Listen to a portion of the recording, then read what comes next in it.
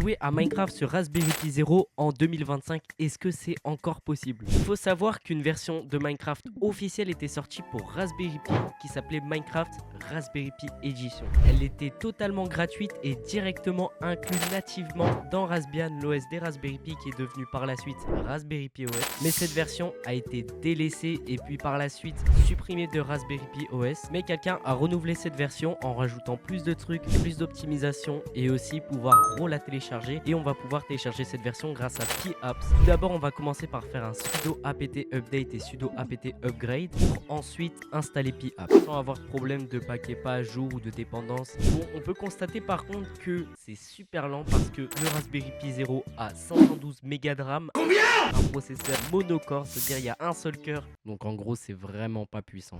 Après avoir fini l'installation de Pi Apps, on rencontre un problème. Pi Apps n'est pas compatible avec l'architecture du Raspberry Pi Zero. Ce qu'il faut faire, c'est réussir à bypass ça, mais tout simplement en une seule ligne de commande, on peut faire croire qu'on est sur une architecture ARM V7. Plus techniquement, en gros, on dit à Pi Apps que devrait fonctionner comme s'il était sur une architecture ARM V7, donc fonctionne normalement. On peut voir aussi que au moment où on veut installer Minecraft Pi, le terminal en Pi Apps nous met un gros warning en disant que notre Raspberry Pi n'est absolument pas compatible avec l'architecture prévue pour Pi Apps et qui peut avoir aussi pas mal de problèmes lors de l'installation ou de l'exécution de ces programmes qu'on installe. Mais nous, on en a rien à foutre. D'ailleurs, un truc qui m'a étonné, malgré ma connexion qui est à chier, le téléchargement s'est fait quand même très rapidement. Le truc qui prend juste le plus de temps, c'est pas le téléchargement de l'application, c'est l'installation et l'extraction de ces fichiers qui est là mais qui est super lent. Par contre, ça va prendre facile 10 minutes. Bon, malheureusement, après plusieurs commandes effectuées, essayer de bypass un petit peu, faire de l'émulation, des trucs comme ça, je n'ai pas réussi à exécuter Minecraft Pi. Mais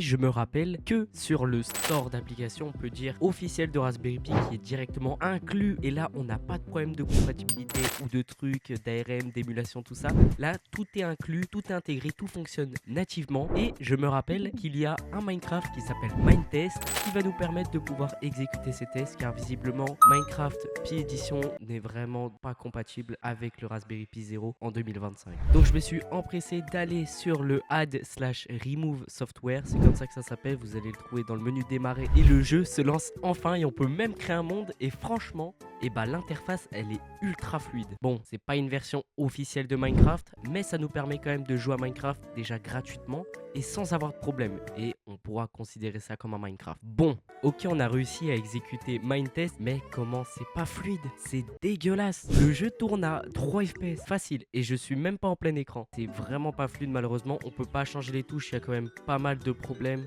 il y a quand même pas mal aussi de limitations dans ce Minetest, dans cette version, et je pense que le Raspberry Pi Zero a aussi une part de responsabilité. Avec mon 4B ça fonctionne parfaitement, mais alors là avec le Zero ça fonctionne vraiment pas bien.